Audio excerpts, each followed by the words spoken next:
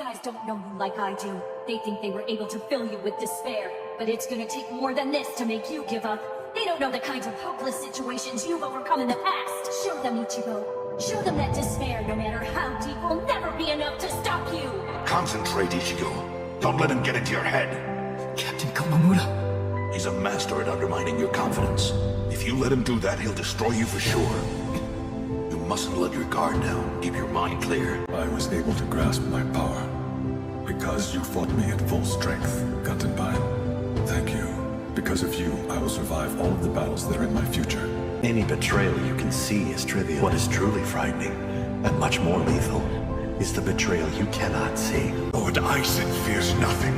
That's why we bow before him. For creatures like us, born from fear, a man afraid of nothing shines like the moon against the blackness of night. Everything is illuminated, everything is focused, and ultimately, everything makes sense. If you get hurt, then I'll help you. If you can't fight, then I'll fight in your place. If you're in pain, then I'll help you to deal with your pain. After all, we're friends, right? Aizen said without hate in your heart, you would never be able to defeat him. But the fact of the matter is, we know that statement's not true. Even without hatred, you've won countless battles, and you've protected countless numbers of people. You need to know that your desire to protect people is enough to do the job. For you, it's a stronger emotion than hatred. You just have to focus on that. The positive will outweigh the negative, and that will be enough to reach Aizen. And when I say reach him, what I mean is, it won't be your blade, but your soul. What's important is not how you should be, but rather how you want to be. Captain Tosin, I'm just too afraid to do battle. You're afraid of battle, are you? That's exactly why you should remain an officer. The most important asset for a warrior is not power. No, it is a heart that fears conflict. A heart that fears? That's right. Even I fear entering a battle. You, Captain Tosin? I cannot see. How could I not be afraid to fight? Gripping my sword, even taking a step forward like this, it's incredibly terrifying. Fear gives you the courage to raise your sword. It gives you the strength and will to fight for others, for those who also fear battle. Those who are unafraid to hold their swords in battle don't have the right to hold them at all. Shuhei, if you are truly afraid of fighting, then you have already gained something invaluable to a warrior. I mean, it's true that I really don't have enough power to help us win against It's not okay! Haven't you fought by our side all along up until now? Aren't you furious at him for casting you aside so easily like that?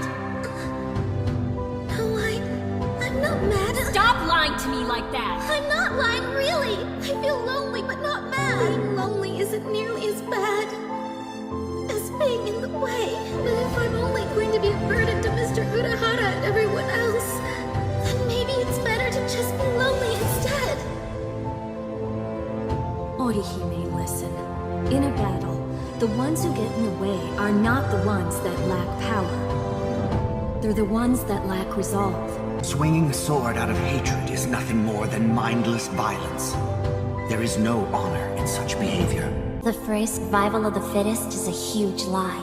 It allows the weak to believe that if they work hard enough, they will stop being the hunted.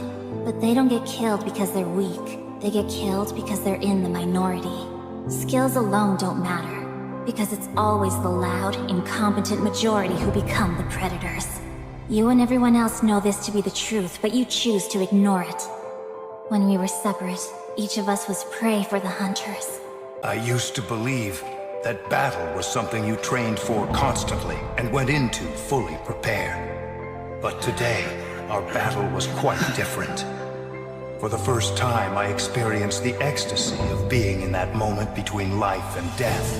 Thank you. I thoroughly enjoyed this battle. What's the difference between a king and his horse? What the hell are you saying? And I'm not talking about obvious stuff, like one's an animal and one's a person, or one has 2 legs and one has 4. Form, ability, and power. That's what's puzzling. If their form, ability, and power are exactly the same, why is it that one becomes the king and leads them into battle, while the other becomes the horse and carries the king? So what's the characteristic that distinguishes these two beings? There's only one answer. Instinct! In order for identical beings to get stronger and gain power, they need to develop a killer instinct. And that instinct is mostly forged in battle. They must develop an insatiable hunger to engage in battle. They must live to mercilessly crush, shred, and slice their enemies. This thirst for power is not an unnatural desire. In fact, it forms the very essence of our being. Deep within our body lies the honed instinct to dominate and slaughter our enemies. My friend, you don't have that. You use your brain to try and win a fight. You attempt to defeat your enemies with reason and logic. You don't tap into those pure base instincts that exist within your core, waiting to be released. And the simple matter is it doesn't work. You're weak. I don't know about Zangetsu, but I refuse to play horse to a king who's weaker than me. Someone whose uncertainty and hesitation will end up getting us both cut to pieces. If you aren't willing to assert your strength and retain the crown, then I'll destroy you. Which means I'll be king. By constantly renewing my body, I will continue to exist for eternity. It is said that the phoenix is immortal.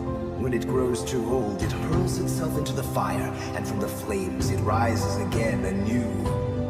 Understand now, that is immortality. That is perfection.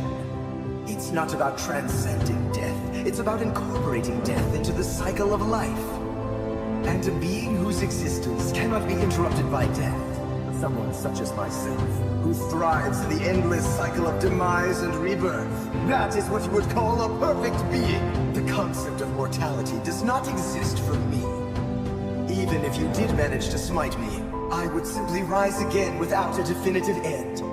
Understand this. I cannot be killed. Even if you tried for all eternity, you could not defeat me. I despise perfection. If something is truly perfect, that's it. The bottom line becomes, there is no room for imagination. No space for intelligence, or ability, or improvement. Do you understand? To men of science like us, perfection is a dead end, a condition of hopelessness. Always strive to be better than anything that came before you, but not perfect. Scientists agonize over the attempt to achieve perfection. That's the kind of creatures we are. We take joy in trying to exceed our grasp, in trying to reach for something that in the end, we have to admit, may in fact be unreachable. In other words, you may think that we operate on the same level, but you're wrong. The moment you started talking about perfection, you embraced an impossible concept, and it already lost to me.